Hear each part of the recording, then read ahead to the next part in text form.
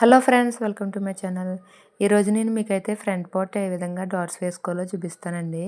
ముందుగా మనం ఫ్రంట్ పార్ట్లు రెండు ఇలా ఆపోజిట్లో పెట్టుకుని వాటికైతే రాంగ్ సైడ్ అయితే మార్క్ చేసుకోవాలన్నమాట. ఇలా చేసుకుంటే ఏ కన్ఫ్యూజన్ రాకుండా డాట్స్ అయితే వేసుకోవచ్చు. నెక్ రెండు ఒకవైపు ఉండేలా పెట్టుకుని ఇలా రాంగ్ సైడ్ అయితే మార్క్ చేసుకోవాలండి. ముందుగానే చూస్తున్నారు కదా, ఇలా చేసుకుంటే మనకి ఏ డౌటు లేకుండా రెండు పీసులు మాత్రం కరెక్ట్గా అటాచ్ చేయగలుగుతాం అనమాట.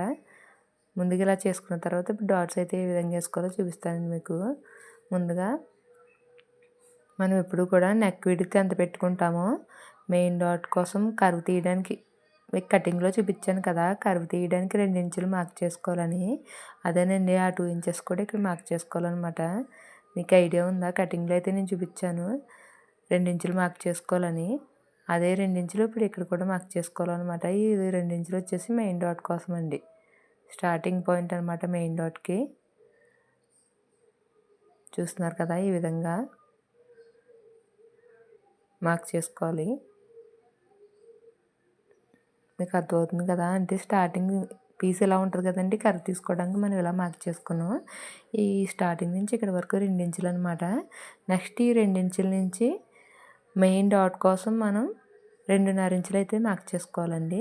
2.5 ఇంచులు మార్క్ చేసుకున్న తర్వాత 2.5 ఇంచుల్లో సగం ఎంతంటే 1.25 అనమాట. 1.25 ఇంచుల దగ్గర ఇంకో మార్క్ అయితే పెట్టుకోవాలండి. ఇలా పెట్టుకున్న తర్వాత 1.25 ఇంచు దగ్గర నుంచి స్ట్రైట్గా అంటే మెయిన్ డాట్ పొడవు కోసం 2.5 ఇంచులు అయితే పెట్టుకోవాలండి. మ్యాక్సిమం ఈ డాట్ ఎవరికైనా ఈక్వల్తే సరిపోతుంది.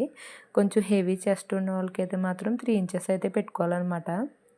ఇలా పెట్టుకున్న తర్వాత ఈ డాట్ని ఇంకో వీడియోలో చూపించిన విధంగా ఈ విధంగా అయితే మార్క్ చేసుకోవాలండి. మార్క్ చేసుకున్నాక దీన్ని కుట్టేటప్పుడు కూడా ఈ విధంగా అయితే కుట్టుకోవాలన్నమాట. కొంచెం అలవాటైతే ఏ మార్కింగ్ లేకుండా కుట్టేయచ్చండి. స్టార్టింగ్ కదా, ఇలా ఉంటే బాగుంటుంది అనమాట. నెక్స్ట్ ఇంకో డాట్ వచ్చేసి మనం కర్వ్ తీసాం కదా, ఆ ప్లేస్ నుంచి నెక్ దగ్గర వరకు ఇలా ఫోల్డ్ చేసుకుని కరెక్ట్గా అయితే మిడిల్లోకి అయితే ఒక మార్క్ చేసుకోవాలండి. కరెక్ట్గా మిడిల్లోకి ఒక మార్క్ చేసుకుని ఇదిగో చూస్తున్నారు కదా, ఇలా మార్క్ చేసుకున్న తర్వాత ఆ మిడిల్ దానికి కింద కొంచెం కిందకి అయితే ఈ డాట్ అయితే వేసుకోవాలండి. కరెక్ట్గా మిడిల్ అని చెప్పక్కర్లేదు, కొంచెం కిందకి అనమాట. అంటే ఇది ఒక్కొక్క కొలత ఒకలా ఉంటుందండి. కొంచెం మందికి కరెక్ట్గా మిడిల్కే వస్తుంది. అది ఎలాగంటే ఇప్పుడు మనం మెయిన్ డాట్ వేసుకున్నాం కదా, మెయిన్ డాట్కి ఇప్పుడున్న డాట్కి మధ్యలో గ్యాప్ ఇంకో డాట్ వేస్తాం కదా, దానికి ఈ 3 డాట్లకి మధ్యలో గ్యాప్ ఒకేలా ఉండేలా చూసుకోవాలన్నమాట.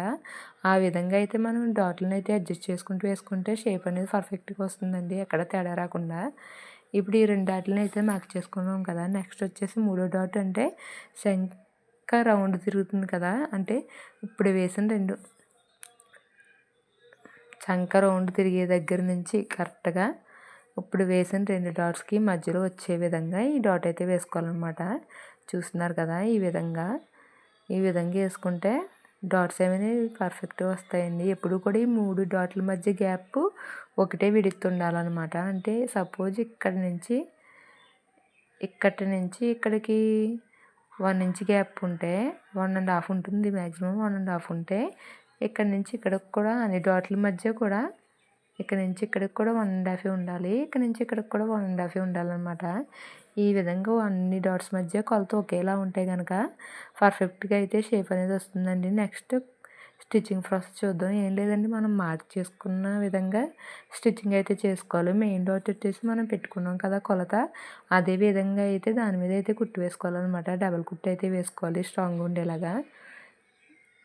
కింద నుంచి స్టార్ట్ చేసి పైన మార్క్ చేసుకున్నాం కదా 2.5, అక్కడ వరకు అయితే ఈ విధంగా అయితే కుట్టేసుకోవాలండి. మెయిన్ డాట్ అయితే ఈ విధంగా కుట్టేసుకోవాలి. ఇంకా మిగతా 2 డాట్లు అయితే మాత్రం ఇంత వెడల్పు అవసరం లేదండి, తక్కువ ఒక హాఫ్ ఇంచ్ కూడా కాదు, ఇంకా తక్కువగానే వెడల్పు అయితే పెట్టుకుని కుట్టేసుకోవాలన్నమాట. ఇలా అయితే చాలా ఈజీగా అయితే ఫ్రంట్ పార్ట్ని అయితే కుట్టేసుకోవచ్చండి. మీరు కూడా తప్పకుండా ఇలా ట్రై చేయండి. మా వీడియోస్ కనుక మీకు నచ్చినట్టయితే లైక్ చేయండి, షేర్ చేయండి, సబ్స్క్రైబ్ చేయండి. ఇలాంటి మరిన్ని వీడియోస్ని మీకైతే అప్లోడ్ చేస్తాను నేను. చూస్తున్నారు కదా, ఇప్పుడైతే ఈ డాట్ వేస్తున్నాను, సెంటర్ డాట్. దీన్ని కూడా చూస్తున్నారు కదా, ఎంతో కదండి, ఒక హాఫ్ ఇంచ్ కంటే తక్కువే మందంతో ఒక పాదం వరుస కుట్టు అయితే వేసుకుంటే సరిపోతుంది అనమాట. మనం మార్క్ చేసుకున్న దాకా వేసుకుంటే సరిపోతుంది.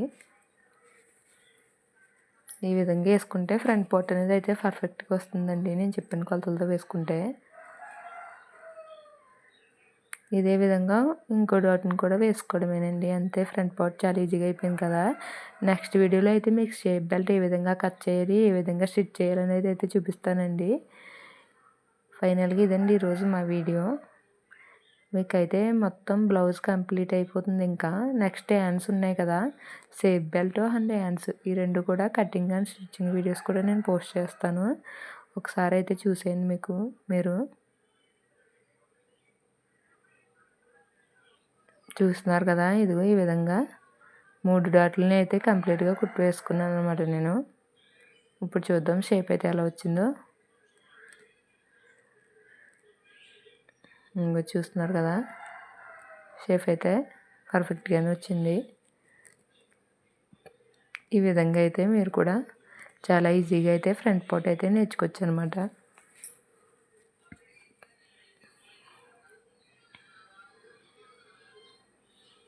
మీరు కూడా ఈ విధంగా అయితే బ్లౌజ్ని అయితే ట్రై చేసి నాకు కామెంట్ చేయండి ఎలా వచ్చిందో.